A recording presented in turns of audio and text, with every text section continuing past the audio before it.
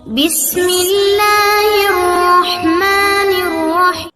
السلام علیکم۔ جنت میں اپنے ماں باپ سے کیسے ملاقات ہوگی، وہ منظر کیسا ہوگا، جنت میں کن کن رشتہ داروں سے ملاقات ہوگی، یہ جاننا ہر مسلمان کے لیے ضروری ہے۔ جان کر آپ حیران رہ جائیں گے۔ بسم اللہ الرحمن الرحیم۔ ناظرین، کسی بھی انسان کے لیے دنیا میں سب سے زیادہ پاکیزہ اور محبت کرنے والا رشتہ اس کے ماں باپ کا ہے۔ اس کے بعد انسان کے سگے بہن بھائی اور پھر دوسرے رشتہ دار آتے ہیں۔ اس دنیا میں قائم یہ رشتہ کسی بھی انسان کے لیے اولین ترجیح ہوتا ہے، جبکہ کچھ رشتے تو ہماری زندگی کے لیے ایسے اہم اور لازم اور ملزوم بھی ہو جاتے ہیں کہ ان کے بغیر زندگی گزارنا ناممکن اور محال ہو جاتا ہے۔ محترم ناظرین، جنت ایک ایسی شاندار اور بے مثال جگہ ہے جو اللہ عز و جل نے ایمان والوں کے لیے بنائی ہے، اور اس میں ایسی نعمتیں رکھی ہیں جو نہ کسی آنکھ نے دیکھی، نہ کسی کان نے سنی، اور نہ ہی کسی دل میں ان کا خیال آیا۔ جنت کے بارے میں جو کچھ بیان کیا جاتا ہے وہ صرف سمجھانے کے لیے ہوتا ہے، ورنہ دنیا کی اعلیٰ ترین چیز کا بھی جنت کے کسی نعمت سے کوئی مقابلہ نہیں۔ لیکن اب سوال یہ ہے کہ انسان کی نہ ختم ہونے والی زندگی میں بھی ہمارے یہ اہم اور پاکیزہ رشتے کیا ہمارے ساتھ ہوں گے جنت میں؟ یہ سوال اکثر ہمارے ذہنوں میں آتا ہے کہ اس دنیا میں ہمارا سب سے عظیم رشتہ یعنی ہماری ماں کا کیا جنت میں بھی ہمارے ساتھ ہوں گی؟ یہ حدیث کی روشنی میں اس سوال کا جواب تلاش کرتے ہیں۔ حدیث میں ہے کہ جب کوئی روح اعلانی میں پہنچتی ہے تو وہاں پر موجود روحیں اس سے ملنے آتی ہے اور دنیا میں اپنے رشتہ داروں کے بارے میں معلوم کرتی ہیں، اور اس طرح سے جب کوئی انسان مرنے کے بعد الہی جن میں پہنچتا ہے، اس کی رشتہ دار اس سے ایسے ملتے ہیں جیسے کسی دور دراز سے آنے والے مسافر سے ملاقات کی جاتی ہے، اور دونوں آپس میں مل کر بہت خوش ہوتے ہیں۔ ارشاد باری تعالیٰ ہے، اے میرے بندو، آج تم پر نہ کوئی خوف طاری ہوگی اور نہ تم غمگین ہوں گے۔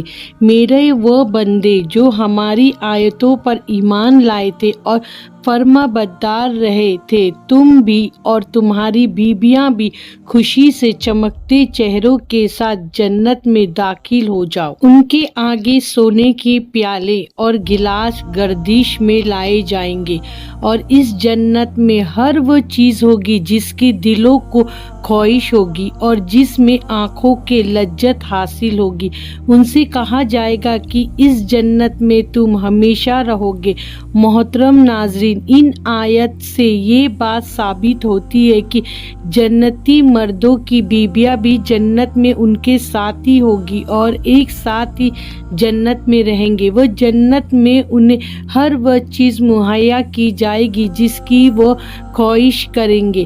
حضرت ابو ہریرہ رضی اللہ تعالیٰ عنہ سے روایت ہے کہ رسول کریم صلی اللہ علیہ وسلم نے ارشاد فرمایا، جس وقت کوئی مومن بندہ مرنے کے قریب ہوتا ہے تو رحمت کے فرشتے سفید ریشمی کپڑا لے کر آتے ہیں اور روح سے کہتے ہیں کہ نکل جا، تو اللہ سے رضامند ہے اور اللہ تجھ سے رضامند ہے۔ اللہ تعالیٰ کی رحمت کی جانب، اس کے رزق کی جانب اور اپنے پروردگار کی جانب جو کہ غضب ناک نہیں ہے، پھر وہ روح اس طرح معطر حالت میں نکل جاتی ہے جس طرح سے عمدہ خوشبودار مرغ، اور فرشتے ہاتھ پر اسے اٹھائے ہوئے آسمان کے دروازے میں لے جاتے ہیں۔ تو آسمان والے فرشتے کہتے ہیں، کیا عمدہ خوشبو ہے جو کہ زمین سے آئی ہے۔ پھر اس کو اہل ایمان کی ارواح کے پاس لاتے ہیں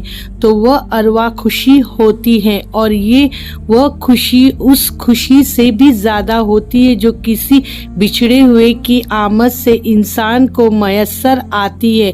پھر وہ پہلے سے موجود مومن اس نئے آنے والے سے دریافت کرتے ہیں کہ فلاں फला आदमी ने क्या किया और फला आदमी का क्या हुआ, यानी जिस शख्स को दुनिया में छोड़ कर गए थे अब वह किस तरह के कामों में मशगूल हैं, और फिर उन्हीं में से चंद अरवा आपस में एक दूसरे से कहते हैं कि अभी ठहर जाओ और इसे छोड़ दो क्योंकि ये दुनिया के गम में मुतला था। ये रूह पूछती है कि क्या वह शख्स अभी तुम लोगों के पास नहीं पहुंचा, वो तो कब का मर चुका था। इस पर वह रूह कहती है कि फिर वह तो जहन्नुम में गया होगा।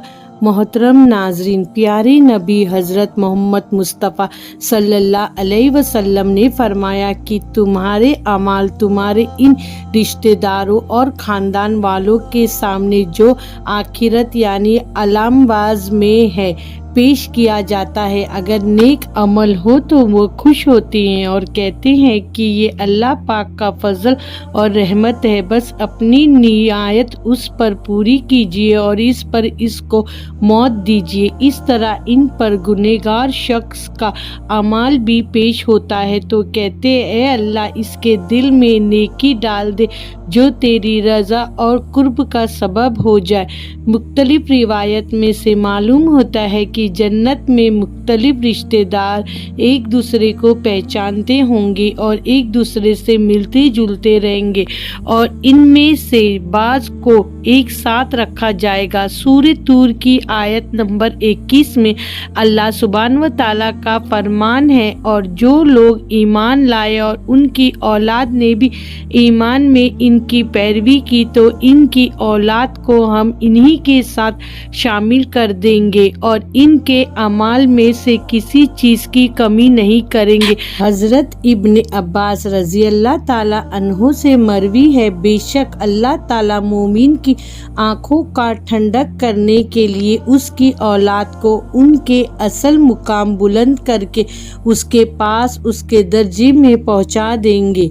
अगर चाहिए औलाद अपने अमल के एतबार से इस दर्जे तक ना पहुँचती हो, फिर आप सल्लल्लाहु अलैहि वसल्लम ने ये आयत तिलावत फरमाई, और जो लोग ईमान लाए हैं और उनकी औलाद ने भी ईमान में उनकी पैरवी की। इससे मालूम होता है कि इंसानों की औलाद को इसकी ख्वाहिश के मुताबिक उनके साथ ही रखा जाएगा।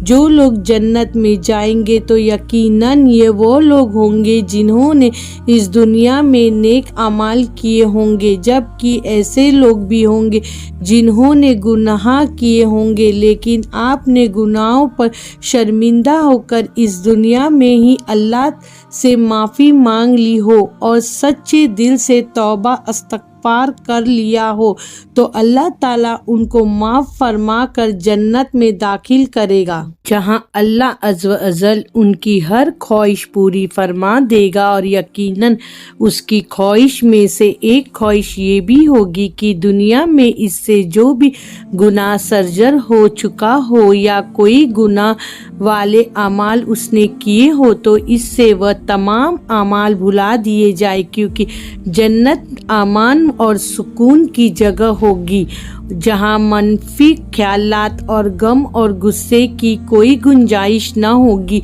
और एक मोमिन और जन्नती के लिए हर तरफ खुशहाली ही खुशहाली होगी।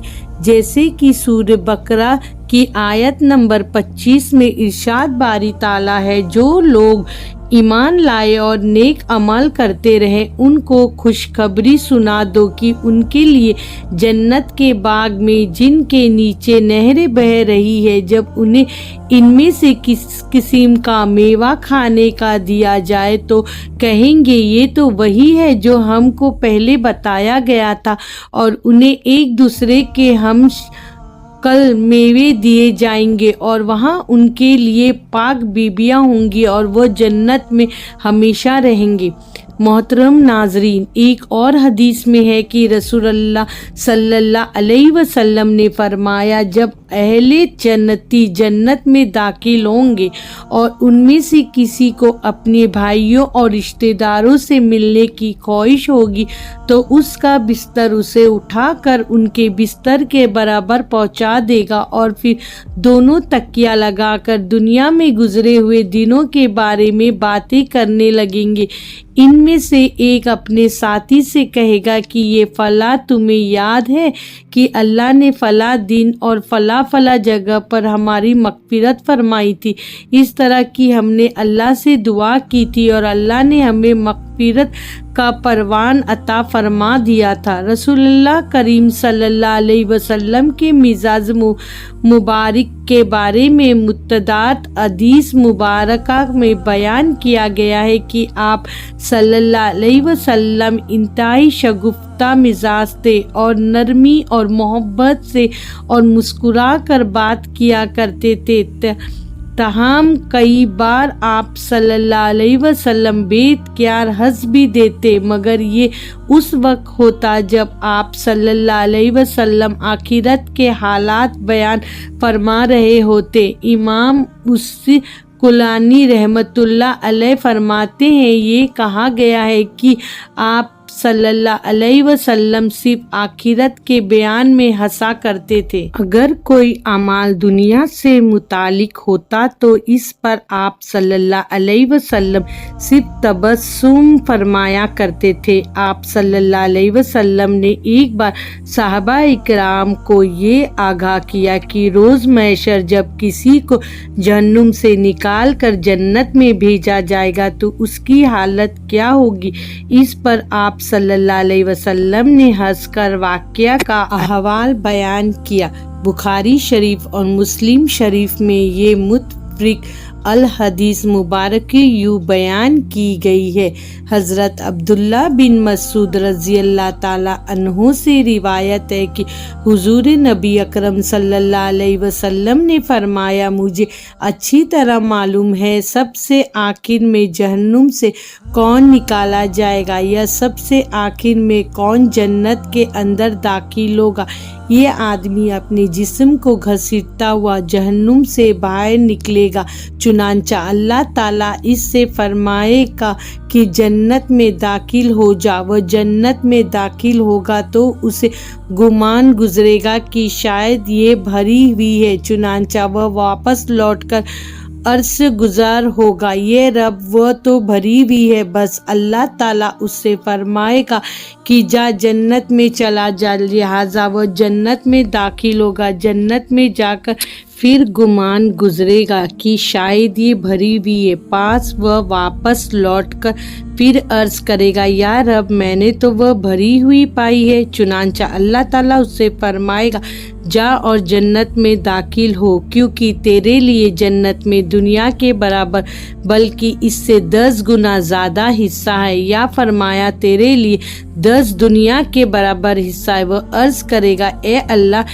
کیا مجھ سے مذاق کرتا ہے، یہ مجھ پر ہنستا ہے، حالانکہ تو حقیقی مالک ہے۔ حضرت عبداللہ بن مسعود رضی اللہ تعالیٰ عنہ بیان کرتے ہیں کہ میں نے دیکھا کہ اس پر حضور نبی اکرم صلی اللہ علیہ وسلم ہنس پڑے، یہاں تک کہ آپ صلی اللہ علیہ وسلم کے دندن مبارک نظر آنے لگے۔ آپ صلی اللہ علیہ وسلم فرماتے تھے، یہ اہل جنت کے سب سے کم درجے والا شخص کا حال ہے۔ حضرت ابو سعید خدری سے روایت ہے کہ رسول اللہ صلی اللہ علیہ وسلم نے فرمایا، جو آدمی سب سے آخر میں جنت میں داخل ہوگا وہ گرتا پڑتا اور گھسیٹتا ہوا دوزخ سے اس حال میں نکلے گا کہ دوزخ کی آگ اسے جلا رہی ہوگی، پھر دوزخ سے نکل جائے گا تو پھر دوزخ کی طرف پلٹ کر دیکھے گا اور دوزخ سے مخاطب ہو کر کہے گا کہ بڑی بابرکت ہے وہ ذات جس نے مجھے تم سے نجات دی، اور اللہ تعالیٰ نے مجھے وہ نعمت عطا فرمائی ہے کہ اول اور آخری میں سے کسی کو بھی وہ نعمت نہیں عطا فرمائی۔ پھر اس کے لیے ایک درخت بلند کیا جائے گا اور وہ آدمی کہے گا، اے میرے پروردگار مجھے اس درخت کے قریب کر دیجئے تاکہ میں اس کے سائے کو حاصل کر سکوں اور اس کے پھلوں سے پانی پیوں۔ اللہ تعالیٰ فرمائے گا، اے ابن آدم اگر میں تجھ سے یہ دے دوں تو پھر اس کے علاوہ اور کچھ نہیں مانگے گا۔ وہ عرض کرے گا کہ نہیں اے میرے پروردگار۔ اللہ تعالیٰ اس سے اس کے علاوہ اور نہ مانگنے کا معاہدہ فرمائے گا، اور اللہ تعالیٰ اس کا عذر قبول فرمائے گا، کیونکہ وہ جنت کی ایسی ایسی نعمتیں دیکھ چکا ہوگا کہ جس پر اسے صبر نہ ہوگا۔ اللہ تعالیٰ اسے اس درخت کے قریب کر دے گا، وہ اس کے سائے میں آرام کرے گا اور اس کے پھلوں کے پانی سے پیاس بجھائے گا۔ پھر اس کے لیے ایک اور درخت ظاہر کیا جائے گا جو پہلے درخت سے کہیں زیادہ خوبصورت ہوگا۔ وہ آدمی عرض کرے گا، اے میرے پروردگار، مجھے اس درخت کے قریب فرما دیجئے تاکہ میں اس کا سایہ حاصل کر سکوں اور اس کا پانی پیوں، اور اس کے بعد میں اور کوئی سوال نہیں کروں گا۔ اللہ فرمائے گا، اے ابن آدم، کیا تو نے مجھ سے وعدہ نہیں کیا تھا کہ تو مجھ سے اور کوئی سوال نہیں کرے گا؟ اور اب اگر تجھے اس درخت کے قریب پہنچا دیا تو پھر تو اور سوال کرے گا۔ اللہ تعالیٰ پھر اس سے اس بات کا وعدہ لیں گے کہ وہ اور کوئی سوال نہیں کرے گا، تاہم اللہ تعالیٰ کے علم میں وہ معذور ہوگا، کیونکہ وہ ایسی ایسی نعمتیں دیکھے گا کہ جس پر وہ صبر نہ کر سکے گا۔ پھر اللہ تعالیٰ اس کو درخت کے قریب کر دے گا اور اس کے سائے میں آرام کرے گا اور اس کا پانی پیے گا۔ پھر اسے جنت کے دروازے پہ ایک درخت دکھائے جائے گا جو پہلے دونوں درخت سے زیادہ خوبصورت ہوگا۔ وہ آدمی کہے گا، اے میرے رب، مجھے اس درخت کے قریب فرما دیجئے تاکہ میں اس کا سائے میں آرام کروں اور پھر اس کا پانی پیوں، اور اس کے علاوہ کوئی اور سوال نہیں کروں گا۔ پھر اللہ تعالیٰ اس آدمی سے فرمائے گا، اے ابن آدم، کیا تو نے مجھ سے وعدہ نہیں کیا تھا کہ تو اس کے بعد اور کوئی سوال نہیں کرے گا؟ وہ عرض کرے گا، ہاں اے میرے پروردگار، اب میں اس کے بعد اس کے علاوہ اور کوئی سوال نہیں کروں گا۔ اللہ اسے معذور سمجھے گا، کیونکہ وہ جنت کی ایسی ایسی نعمتیں دیکھے گا کہ جس پر وہ صبر نہیں کر سکے گا۔ پھر اللہ تعالیٰ اسے اس درخت کے قریب کر دے گا۔ جب وہ اس درخت کے قریب پہنچے گا تو جنت والوں کی آواز سے سنے گا، تو وہ پھر عرض کرے گا، اے میرے رب، مجھے اس میں داخل کر دے۔ تو اللہ فرمائے گا، اے ابن آدم، تیرے سوال کو کون سی چیز روک سکتی ہے؟ کیا تو اس پر راضی ہے کہ تجھے دنیا اور دنیا کے برابر دے دیا جائے؟ وہ کہے گا، اے رب العالمین، تو مجھ سے مذاق کرتا ہے؟ یہ حدیث بیان کر کے حضرت عبداللہ رضی اللہ تعالیٰ عنہ ہنس پڑے اور لوگوں سے فرمایا کہ تم مجھ سے کیوں نہیں پوچھتے کہ میں کیوں ہنسا؟ لوگوں نے کہا کہ آپ کس وجہ سے ہنسے؟